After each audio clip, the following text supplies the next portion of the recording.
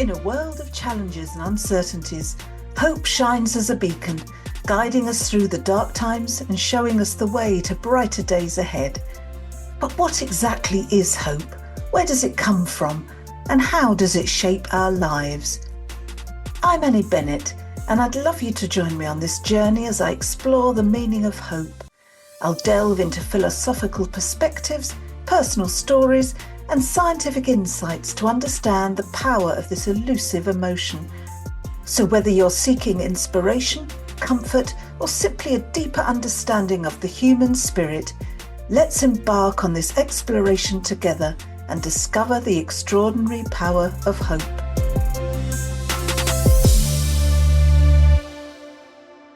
Hello and welcome to the Chronicles of Hope podcast with me, Annie Bennett. I'm so delighted to have today's guest with me, Emma Hine. I've known Emma for a little bit now, and I love how she does business, and I love her story. It's a really inspiring story, and I'm sure she's going to tell it to us today. Let me just introduce Emma. Welcome to the podcast, Emma. It's lovely to have you here. Thank you, Annie. I am super excited. Cannot wait for today's conversation. Cannot wait. Excellent, excellent. Now, what I generally ask my guests is really just introduce yourself. Tell us who you are, what you do, and perhaps a little bit of your story as well. Okay. Well, my story actually is the reason I do what I do. So I suppose it links quite beautifully. So as Annie says, I'm Emma Hine. I'm a business strategist and mentor. This is the official bit. And I suppose what I do is I help people to grow a business that they love. And the reason that I do that is because I grew a business that I did not love. It took over my life completely, affecting my mental health, made me very, very unhappy. And I know we're going to delve into that in a lot more detail today. I'll give you a really quick overview, and then we can see where the conversation goes from there. So I left corporate back in 2000. I left in 2008, and I started my own business. It was an e-commerce business, and the reason I did it is because I enjoyed my job, but I wanted more freedom. I wanted to be able to, do more things for myself, pick and choose where I was. I wanted to spend more time in Spain. I had this really lovely vision of what I wanted my life to look like. Quite quickly, the business grew. I did a great job as a business strategist. I did a great job of growing this business. However, what I did was I took myself out of the equation. So I didn't take into consideration this thing that I wanted, this freedom, and I focused very much on the financial growth. So the business grew. Premises grew, revenue grew, staff grew. We grew as a company, and ultimately we were turning over in excess of £1 million a year. So it was a very big financial business. But I was really unhappy. I was really, really unhappy. My mental health took a really big downward spiral. I was drinking a lot of alcohol to mop out, how the day was feeling. I wasn't eating. I lost a considerable amount of weight. And I let that go on for like about 10 years before I actually reached the point where I said, enough is enough. And this is where this business came from. So could we talk about, that the sort of the turning point, the changing point when you realized that what you would do, you felt perhaps hopeless in the circumstances that you were in, and what turned it round, what changed to make a difference? Yeah, I mean, during that 10 years before I actually made a decision to say enough is enough, I need to change something, there was a few stages in life where something happened that said, Emma, this is a real wake-up call. You need to do something differently. And am I okay to go really deep here, Annie? Am I okay to? Absolutely. Yeah, okay. Please do. So there was a time when my daughter was in hospital, and I realised actually, yes, I was absolutely mortified. She was quite poorly, and I was absolutely going to be there, but I couldn't get out of my head the fact that I should be at work. I needed to be at work, and I was stuck in a hospital. And as a mum, that was an awful thing to be thinking in your mind, that, I need to be here, but actually I really need to be there. That was the first time that it really hit me that there was something not right about the business. But I carried on, let's keep going. That was back in 2000. 9 into 10. So we'll keep going, we'll carry on. So that was sort of like awakening number one. Real awakening number two, again, which I chose to ignore, was I got to the point where I thought, I shouldn't be here anymore. I'm not adding any value to the world. I'm not being a good mum. I'm not being a good business owner because I'm just consuming alcohol. And I'm not a very nice person because I'm just so focused on the business. Externally, I look great, by the way, because every day I went out with my usual, anybody that knows me know I'm always smiling. And I went out with that smile on every single day. So people saw me as super, super happy.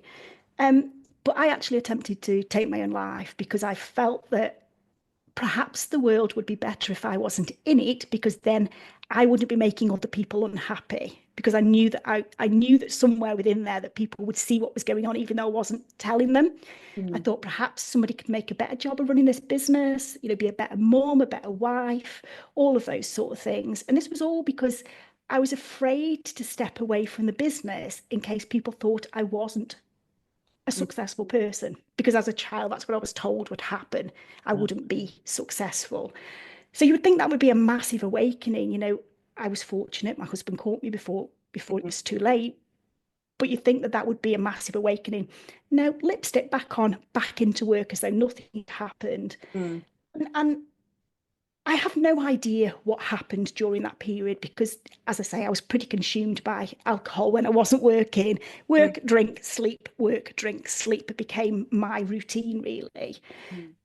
But it was about 2018, 2019. Somehow I must have just started to become a little bit stronger. And I thought, I have to do something about this. So 2020, well, as we left 2019, that was when it was going to happen. But hey, what happened in 2020? We decided to get a lovely disease, didn't we? So that meant that I just somehow got pulled back into another year of grind because we were e-commerce, we could keep going, and we were so busy during COVID. No lying in the sun for me when the sun was shining. But when I got to the end of 2020, something just clicked and said, that's it, Emma. You're not doing this anymore. This is not making you happy. I no longer feel that I need to be pretending for other people. But what actually caused that, I don't know, because there was no specific moment, yet there's been, loads of moments previously where I should have recognised it. So you sort of alluded to it just now that you were doing your business to prove that you were a success. So does that mean that there was something in your youth and your childhood where people told you you'd amount to nothing? A teacher.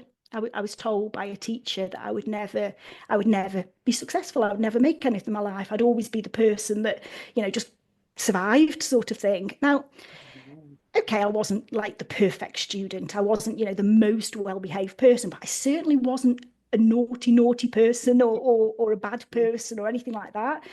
I just had a voice, I just had a voice and I challenged. And if I didn't like something, I didn't want to do it. And at the time, I didn't think anything of that being said to me. I absolutely didn't. It's only when I've come post 2020, when I made the decision to say, enough is enough, I need to do something differently. I've done a lot of work, a lot of self-work to understand who I am, how I'm made up, what made me behave in the ways that I've behaved over the years. And that's one of the things that came out. And now I can see the pattern. Everything I've done, even my corporate career, it was always about how quick can I really become the top of my game. Even that was exactly the same. So it was a subconscious sort of thumb to nose, no, to the teacher. To the teacher. The two fingers. I was being polite. Yeah, sorry, you can't see me, can you? Yeah, exactly that. It was about. But you didn't realise at the time you were striving for this, but it took something for you to say, oh, hang on, what am I doing this for? What am I, what am I trying to prove? Yeah. What am I trying to prove? And I think it's quite difficult, isn't it, when we've got something in our mind that is telling us just to keep going. You've got to keep going. You can't do things differently. And it affected me in so many different ways. And to be fair, it still isn't 100% something that I'm healed from. But No. now I'm aware of it, and I know when I'm kicking it back into that. Yeah. Are you doing this for you, or are you doing this because you think that's how you need to? Yeah. Yeah. And so having that awareness has made a massive difference. Yeah. So what happened then at the end of 2020 with the business? Was it the end of 2020? Yeah, it was the end of 2020. I think the whole world that knew me thought I'd had some sort of complete breakdown at that point, because nobody knew what had been going on before. Right. When I say nobody, my husband knew, Yeah. because he was the one that was controlling. I say controlling, that's an awful word, isn't it? But he was the one that was keeping an eye on me. I Yes. kept Yeah. wandering off, disappearing. He didn't know if I was going to come back, all of those sort of things. Yeah. He was the one that was, gosh, the pressure I put on his shoulders now I look back, but he was there. Mm. My children probably knew but didn't know, because they were a bit younger. My eldest Yeah. had left home, but the other two were a bit younger and probably could be kept from them. But nobody else knew anything. Nobody knew a thing. Not medical, no medical help, nothing. So nobody knew there was anything wrong with me, if that's the right Mm. word to use. So when I made that call in 2020, everybody was like, well, why would you just decide to close the doors on a business that's making you all this money, buying you villas in Spain and posh cars and big houses and all of that stuff? Why would you do that? Are you mad? Are you absolutely mad? So I think that happened, that sort of like crazy thing. And then I did a bit of a close down for a few weeks whilst I went away and thought about what it was going to look like. Yeah. And then I came armed with a new plan that was going to enable us to really slow it down to a point where it would give me some life back. And that's what I did. Came with this plan within a couple of months. I think it was the 20 something of March, 22nd of March, I think it might have been. We fulfilled our last order as an e-commerce business ourselves. But what we did is we transferred some of the stock over to become fulfilled by Amazon. So that meant my job, or our business, suddenly became, all we needed to do was stock into the warehouse, ship it off to them. That's it. Mm. So suddenly I went from working like some weeks 90 hours a week to, perhaps 10 hours a week at a push. Yeah. Income dropped massively, but I knew it would be. But for me, that wasn't enough. That business had sort of scarred me so much that Yeah. even that little thing, because it was linked to this Mm. piece of my life that really didn't make me happy, that needed to go to. So then I stepped into, right, let's work at how we get rid of that. But by doing that, I chose to, Mm. have to really change my life, things and stuff that I had accumulated over the years that had no value in my life. It was just there because what else do you Yeah. do? That we started to gradually get rid of a lot of that stuff. We lost friends along the process because people suddenly don't see you as this person, which for me at the time was reinforcing. Mm. If I'm not successful, Mm. and then people don't want me in their lives anymore. That's So it interesting. was a Yeah. strange Wow. old thing, really. Yeah. I mean, I've been talking to a lot of guests about, about hope, and about what it actually means. And a conclusion that we're coming to a lot is that hoping and wishing are great, but without taking action and without a bit of a plan, they're pointless, aren't they? They're empty. And I think what you did there was you had hope, but you had the action. You right, okay, this is what I'm going to do. And you had the action behind that hope, didn't you? Absolutely. Mm. My hope, my dream, as I call it, was exactly the same in 2020 as it was when I started that e-commerce business back in 2006. The Mm. only difference from 2020 to 2006 is I took the right intentional action to get me to that point rather than Yeah, just to a point that I thought was where I was trying to head to. So yeah. absolutely, your hope, your dream has to be followed by action that is moving you in that direction. Mm. And I love, because obviously I've followed you for a bit and I know you, I've known you for a while, but I love the way that you talk to your audience about success. And you actually say, I mean, you say the question that you always ask. What is success to Yeah, you? What does success mean to you? yeah, Because I think ultimately, to me, I thought it was having all of this mm, materialistic stuff, so people thought I was successful. Mm. but I didn't feel successful. So to me, success has got to be about the feeling. It's how I feel. Am I happy? Am I enjoying myself? And don't get me wrong, life throws stuff at us, doesn't it? That knocks us for six. It absolutely does. But that doesn't mean that there can't still be joy and happiness in what you're doing every day. Absolutely. I mean, people say to me when they find out, my diagnosis, and because I speak very openly about it, I'm not shy about it.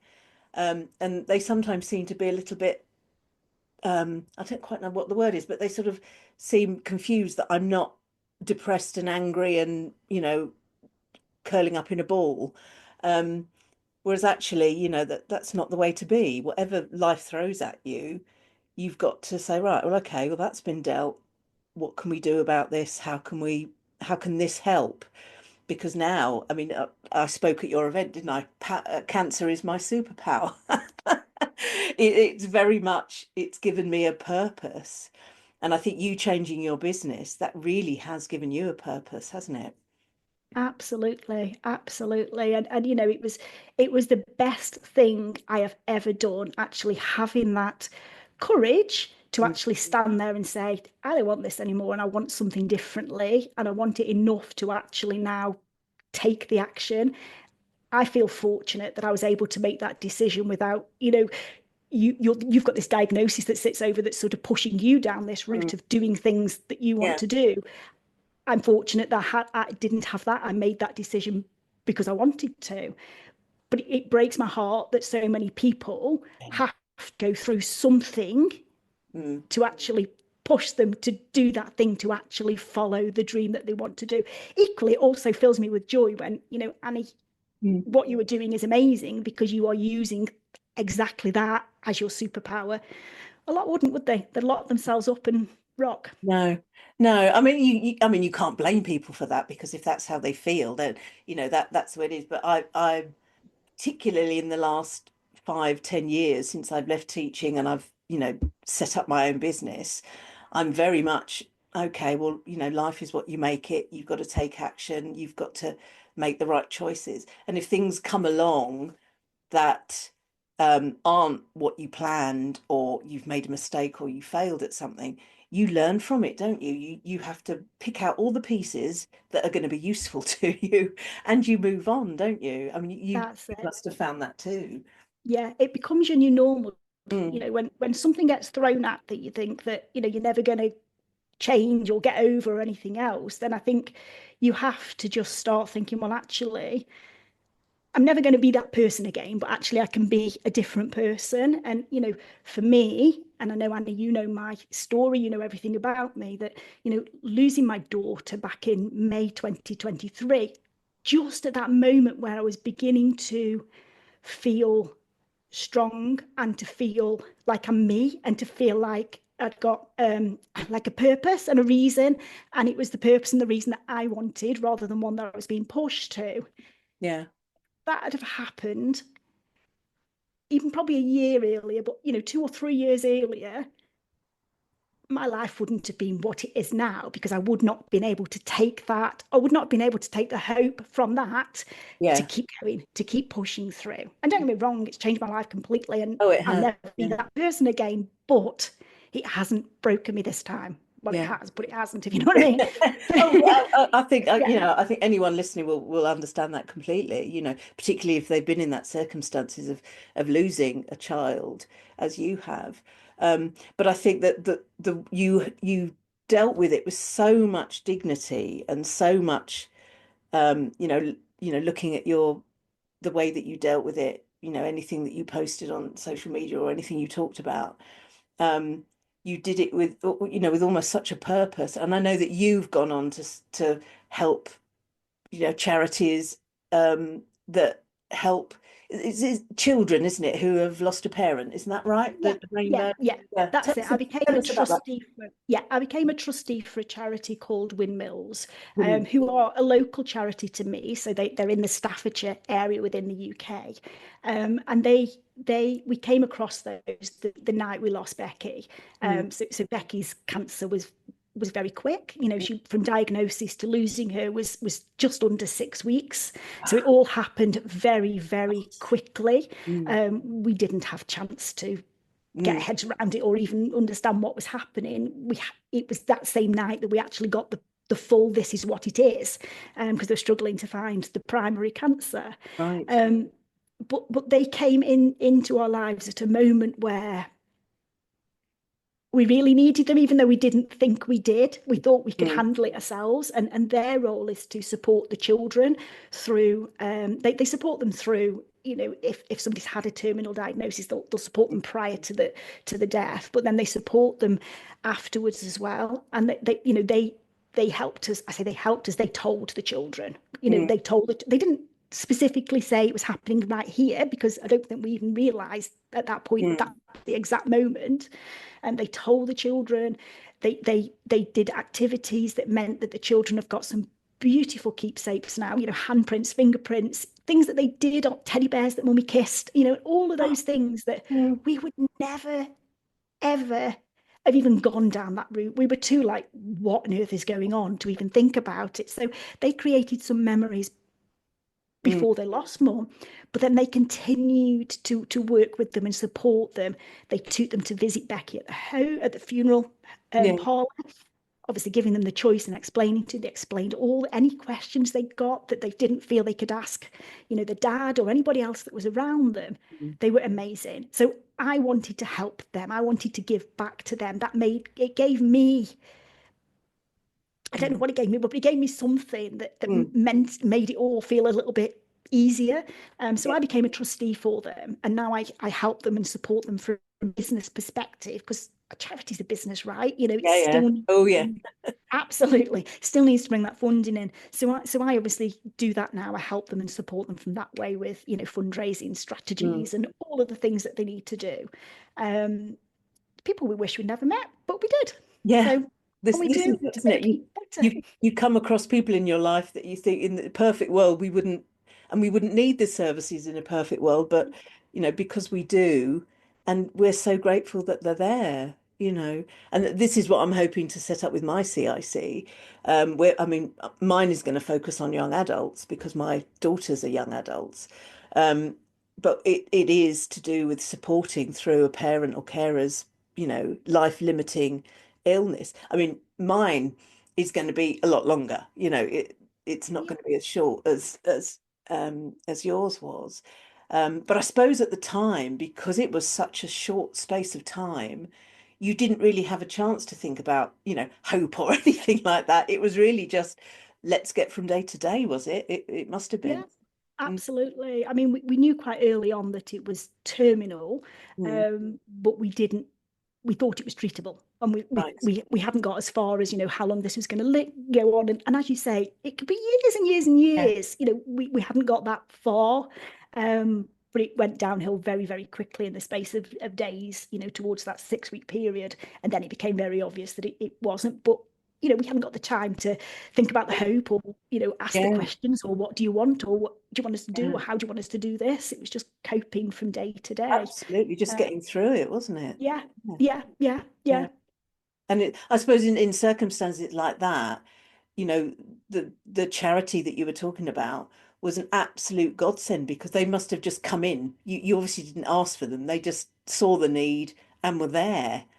And well, we were given the choice, so we didn't have to. The hospital, the two ladies that run the charity are ex-nurses. I say ex-nurses; they still do nursing to pay the way and everything else. But they were nurses, so that the ward that Becky was in at the hospital when she was taken in, they knew them. So they just said to us, "We know some people that might be able to help and support the children," because the children, they knew mummy was poorly, because they'd obviously.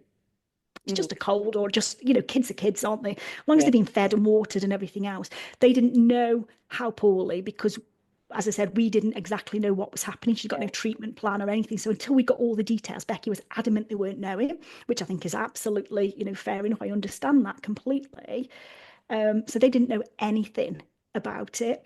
So we were like hit with, mummy's not going to come home. We knew that. We knew that, she'd probably got about 12 hours left.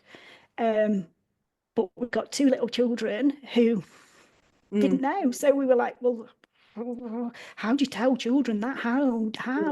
And they just said, well, they've got these people, these magic little people that can come in. And they were at Becky's bedside within an hour. and don't get me wrong, when I heard those words come out of the mouth, because they're quite blunt, but I now realise they need to be with children. Yeah. They still make laugh today and say they looked at me, Nana, obviously Nana, looked at me and thought, oh my God, she's going to punch us, because that must have just been like completely, I can't believe you just said that to my grandchildren. Yeah. But they were the best support we could ever have. They picked the children up, but they picked all of us up. Yeah. Yeah. Because you know, as their grandmother, you were obviously concerned about your daughter, but perhaps more so about her children. You know, how are they going to cope? How is it going to be? And to have these, you know, angels, they you know, they must have felt like that, mustn't they? Coming in and Absolutely. just saying, it's okay, we've got it. We can deal with this. That must have taken a whole lot of pressure off you and just allowing you to be, you know, to be mum Yeah. again. Yeah. They know what to do. We Mm, didn't know what to mm, do, because that is what they do as a charity. So, you know, the charities that are out there, like what you're doing and everything else, it specializes in an area. You know what you're doing. You know what people are going through. You've seen it before, so to speak. That yeah. helps, doesn't it? Whereas to the person affected, it's like, we're the only people in the world that have ever had to go through this, and you know, there's no way of being able to deal with it. So the charities, the CICs, all of these things that Mm, support people through anything really, but obviously in this context, in terms of, you know, illness and loss, yeah. absolute angels, absolute angels. Yeah. And this is where, because obviously my CIC is right at the beginning of its life. We're not at the point of helping anyone yet, because we've not got that far in the setup of it. But to absolutely be, you know, in a position where we can come in, or that, you know, the people that we work with can come in and say, it's all right, we've got you. It's not a problem. Because, you know, Exactly. because young adult, you know, my daughters were 20 and 23 when I was diagnosed. Um, and, you know, young adults, but even, you know, you probably, I don't know what you felt like when you were 18, but I didn't feel like I was grown up at all. I was probably I was still. a mum. Oh, I was you a mum. were actually, weren't you? Yes. Yes, Yes, you yes. were. I had Becky when I was Yeah. 16. Gosh, yes. But Yeah, there is that element of, I'm supposed to know exactly what I'm doing in life, and yeah, you know, my daughters come to me, you know, they've had a letter about an insurance bill or something like that. What's that mean? You know, all that kind of stuff absolutely. that Yeah, us as sort of older, more mature adults go, oh yeah, yeah, it's all right, don't worry about that. But it's something that might worry a young adult, and what I'd love to do is to have that, you know, the capacity to say, no, it's all right. Well, you know, there'll be someone here to help you. Just let us know what you need. In you know, in that same way, obviously, children's needs are, you know, are different, because a young adult understands death. You know, they know what it's about. By the time you're a young adult, you get it. To more of an extent, obviously, than a child does. But yeah, there are all those other aspects that are. yeah, yeah. And I think in some ways, actually, a as an adult, it worse in some ways, and that sounds wrong, doesn't it? Because No, I know what you mean, though. you Yeah, understand the longevity of yeah, it, whereas a child, they're very much focused on, and this is, I've learned this obviously with windmills and everything else, yeah, but you know, the children are very much focused on today, today, today. They're not thinking about, well, what we're going to do about the first birthday, the first yeah, Christmas. Whereas as an adult, we're sat there thinking, well, how am I going to get through that without her? And you know, this always happens every year with Becky. And how do we do that? And how do we do that? Children don't do that. So actually, as you know, for the ages your girls are, mm, there's more that they need help and support with, isn't there? The yeah. children don't need. They just need the instant questions answered. Yes. Yeah. Next, And you know. actually, you know, you were saying about the nurses being blunt. Children need blunt. They need, this is it. There's no fluffing about. This is why I have a thing about saying that people have passed or passed away. They've died. I'm very much, you've got to say what you mean, you know. Yeah, absolutely. When the oncologist gave me my diagnosis, I was so impressed because he just told me. You know, he didn't fluff about and, you know, oh, you know, this, that, and the other. He just said, I'm afraid it's spread to your bones and we can't cure it. Like, Yeah. brilliant. That, you know, it's no nonsense, no fluff. That's what we need to hear. Um, because it just makes it clear. You know, obviously There's too many questions if it's yeah, fluffed up, isn't yeah, there? You know, yeah, if it's fluffed up too much, you know, yeah, if you know that Mummy's gone to another place. Well, where? Can I Where? go? Yeah, Is she can I coming go? Yeah, back? exactly. Whereas Exactly. actually, no, Mummy's gone and not coming back, Yeah. is what they need to hear. But I couldn't have said those words. Yeah. I physically don't think, I mean, I would have done because I would have had to have done, Yeah. but I don't think I could have physically said those words because I wasn't accepting them. No. Well, no, because it was such a short timeline Such for a you, short wasn't window to actually get your head around, what is going on, never mind how on earth are we going to handle it. So we need angels. it? Yeah. Absolutely, absolutely. So, you obviously had set up your business. We talk about your life here, and obviously you it must have affected, how you ran that and how that was going on. But do you feel that now you're a bit more on track? Has it given you something to take into your business to use, do you think? It has, and Mm. it took me a while to realize that it had, but it's given me a lot more of a I don't give a stuff type attitude. Because Yeah. you know what? Nothing is ever going to make me feel Mm. like that did. So nothing can knock me, shock me, Mm. hurt me. Yeah. Nothing can like that. So now I'm very much about if I'm going to do it, I'm going to do it. If I want to do it, I'm going to do it because next week, you never know what I'm going to get told. You never know what, Yeah. phone call I'm going to be getting or anything else. So it absolutely has.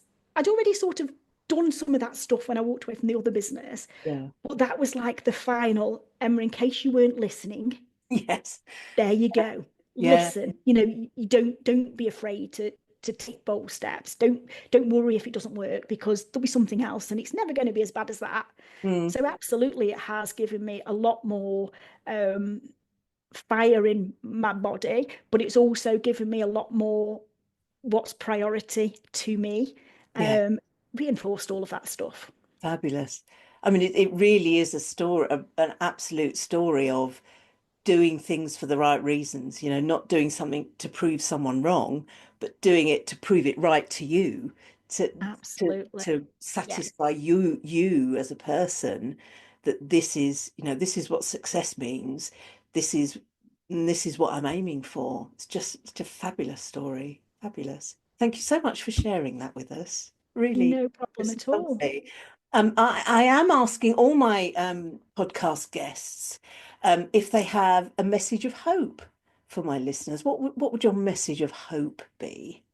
I think mine would, based on everything we've said today, mine has to be that, you can have the dream. Mm. Whatever the dream looks like, you can have it. Mm. You just have to go out there and fetch it because it isn't going to just magically arrive on Mm. your doorstep, not, Royal Mail delivering, the dream. It's not. You have to go and fetch it. But the message of hope is that you absolutely can have it. Wherever you feel, wherever you are in the trenches, whether that's in life or business, you can have it. You do have the choice. You can make changes. And there's always people out there to support you to make it happen. Yeah, fabulous. You being one of them, Emma. Oh, Absolutely. yes, with a business, of course, me absolutely being one of them. If people are interested in finding out more about you, where can they find you?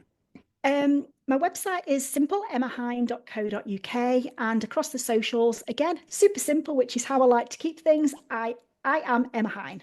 Fabulous. We'll put all that in the show notes anyway, so you can get the links. But thank you so much, Emma, for joining me today. Thank you for the conversation.